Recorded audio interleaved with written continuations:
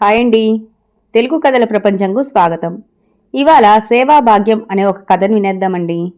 రంగాపురంలో లక్ష్మీపతి అనే సంపన్నుడు ఉండేవాడు. అతడికి లెక్కలేనన్ని భూములు, తోటలు, దొడ్లు, పశుసంపద ఉండేది. బస్తీలో నూనె మిల్లులు, థియేటర్లు ఉండేవి. వీటినన్నిటినీ సక్రమంగా చూసుకునేందుకు ఎంతోమంది ఉద్యోగులు, నౌకర్లు, చాకర్లు, పాలేర్లు ఉండేవారు. లక్ష్మీపతికి వీటన్నిటికీ మూలంగా లాభాలు ఇబ్బడిగా వచ్చి పడుతూ ఉండేవి. లక్ష్మీపతి జాలిగుండె కలిగినవాడు. కష్టాల్లో ఉన్నవాళ్లకు, తన కింద పనిచేసే వాళ్లకు చేతనైన సాయం చేసి ఆదుకునేవాడు. శుభాశుభకార్యాలకు, తన కింద ఉద్యోగులకు వడ్డీ లేని అప్పులిచ్చేవాడు. కార్మికుల కష్టంతోనే తానింత స్థితికి వచ్చానని ఎప్పుడూ అనుకునేవాడు. ఏటా తన కింద పనివారికి బోనస్లు ఇచ్చేవాడు. పండుగ అడ్వాన్సులు ఇచ్చేవాడు. దాంతో లక్ష్మీపతి కింద పనిచేసే ఉద్యోగులు, నౌకర్లు, చాకర్లు, పాలేర్లు అతడి కింద పనిచేయడం తమ అదృష్టమని భావించేవాళ్ళు.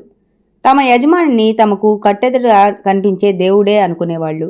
బాగా గౌరవించేవాళ్లు. అతడేది చెప్పినా కాదు కూడదు అనేవాళ్లు కాదు. శిరసావహించి క్షణాల్లో ఆయా పనులను నిర్వహించేవాళ్లు. లక్ష్మీపతి ఇంట వీరయ్య అనే పాలేరు ఉండేవాడు. అతడు చాలా నమ్మకస్తుడు. ఒళ్ళు వంచి పనిచేసేవాడు. తనకింత జీతం ఇమ్మని ఏనాడు తన యజమానిని అడిగేవాడు కాదు. లక్ష్మీపతి అతడి కుటుంబాన్ని నిర్లక్ష్యం చేయలేదు.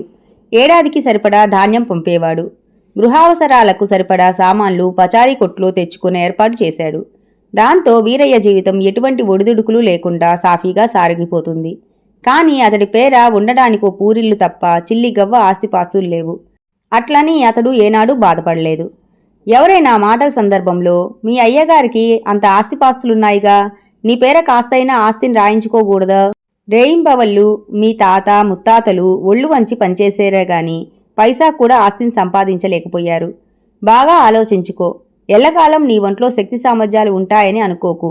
దీపముండగానే ఇల్లు చక్కబెట్టుకోవాలి సుమా అన్నారు. ఆ మాటలకు వీరయ్య నవ్వి, లక్ష్మీపతి గారు దేవుడు. ఆయన వంశస్థులు మా తాత తండ్రులకు కూడు గుడ్డ ఉండటానికి నీడ ఇచ్చిన మహానుభావులు.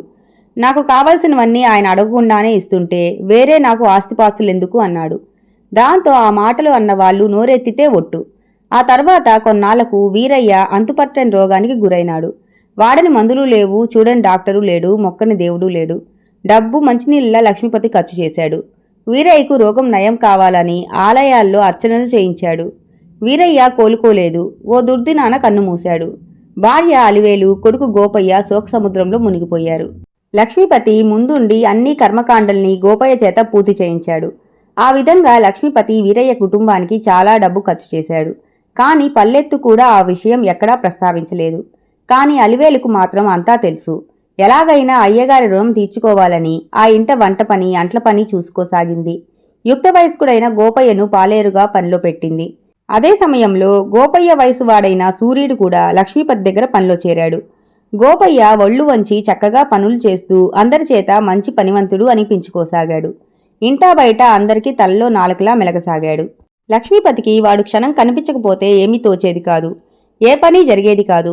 ఇంట్లో వాళ్ళకి, బయట వాళ్ళకి అన్నిటికీ గోపయ్యే కావాలి. గోపయ్య సైతం ఓపిగ్గా ఏమీ విసుక్కోకుండా అందరికీ అన్నీ అమర్చిపెట్టేవాడు. అతని చిరునవ్వే అందరికీ సమాధానమయ్యేది. కాగా సూర్యుడు సోమరి. పైగా ఏ పని తిన్నగా చేసేవాడు కాదు. ఏ పని చెప్పినా విసుక్కునేవాడు. కోపం జాస్తి. లక్ష్మీపతి అతడిని కాదు కూడదు అని పనిలో నుండి తీసేయలేదంటే కారణం అతడి తాత తండ్రులు చాలా కాలంగా ఆ ఇంట నమ్మకంగా పనిచేయటమే. ఇదిలా ఉండగా ఏడాది గడిచినందున సూర్యుడి పనికిగాను పుట్టెడు ధాన్యం కొలిచాడు లక్ష్మీపతి. గోపయ్యను గాని అలివేలును గాని జీతం విషయంలో ఏమీ పట్టించుకోలేదు. గోపయ్య ఆ విషయమే తల్లితో అంటే ఆమె తాపీగా, దొరగారి దయ ఉండాలే గాని మనకేం లోటురా, ఇన్నాళ్ళు మనల్ని చూడటం లేదు, పైగా అతడికి మనం బాకీ ఉన్నాం కూడాను అన్నది. ఆ మరుసటేడు కూడా సూర్యుడు పని మెరుగు కాలేదు సరిగదా, అతడి జీతం మాత్రం 2 పుట్లకు పెరిగింది. ఒక పాడిగేతను కూడా ఇచ్చాడు లక్ష్మీపతి.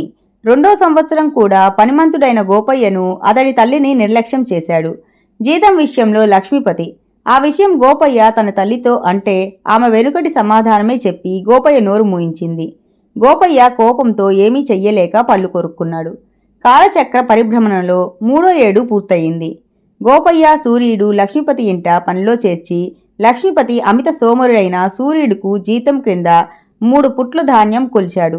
వాడు శుభముహూర్తాన పెళ్లి చేసుకుంటే భార్యకు కావలసిన నగలన్నీ కొనివ్వటమే కాకుండా పెళ్లున పెళ్లి ఘనంగా జరిపించాడు. గోపయ్యను అతడి తల్లిని యథావిధిగానే పట్టించుకోలేదు. జీతబత్యాలు సంగతే వారి ముందు ప్రస్తావించలేదు. ఆ విషయంగా తల్లితో గోపయ్య గొడవ పడగా మంచి మాటలు చెప్పి శాంతింపజేసింది. దొరగారి దయ ఉండాలే గాని మనకేం లోటు అన్నది అలివేలు యథాప్రకారంగా. ఇది జరిగిన వారం రోజులకు సిరిపురం నుండి జాలయ్య అనే రైతు తన మిత్రుడు బాలయ్యతో కలిసి అలివేలు ఇంటికి వచ్చాడు. తన వివరాలన్నీ చెప్పాడు. అక్కయ్య గారు, మీ యజమాని లక్ష్మీపతి నాకు మిత్రుడు. అతడు మా అమ్మాయిని చూసి గోపయ్యకిచ్చి పెళ్లి చెయ్యి, అమ్మాయి సుఖపడుతుంది. అతడి పేరు మీద 5 ఎకరాల మాగాని రాస్తున్నాను. అతడి తల్లికి ఓ 5 గేదెలు మేపుకునేందుకు పాడి చేసుకునేందుకు ఇస్తున్నాను. ఉండటానికి తోటలో ఓ ఇల్లు కట్టించి ఉంచాను. వారి తాత ముత్తాతల కాలం నుండి మాకెంతో సేవ చేశారు. ఇహ మీదట మీరు స్వతంత్రంగా బ్రతకవచ్చని కూడా చెప్పాను అన్నాడు. అదే సమయంలో అక్కడికొచ్చి అన్నీ విన్న లక్ష్మీపతి అతడు చెప్పినదంతా అక్షర సత్యం అన్నాడు. దొరగారి దయతో ఆశ్చర్యంతో నోరు వెళ్లబెట్టిన అలివేలు గోపయ్య, మాకు అన్నీ ఇచ్చారు, మీ సేవాభాగ్యం కూడా ఇవ్వండి అన్నారు. అంతకంటేనా అన్న లక్ష్మీపతి గోపయ్యకు పెళ్లి చేసి తన మాట మేరకు అన్ని వసతులు కల్పించాడు, ఇచ్చాడు. చేసిన శ్రమ పడిన కష్టం వృధా పోదంటారు కదండి, దానికి నిదర్శనమే ఈ కథ. ఈ కథ గనక మీకు నచ్చినట్లయితే లైక్ చేసి, షేర్ చేసి, కామెంట్ చేసి మన ఛానల్ని సపోర్ట్ చేసేయండి ఫ్రెండ్స్. ఇక ఉంటానండి. By by.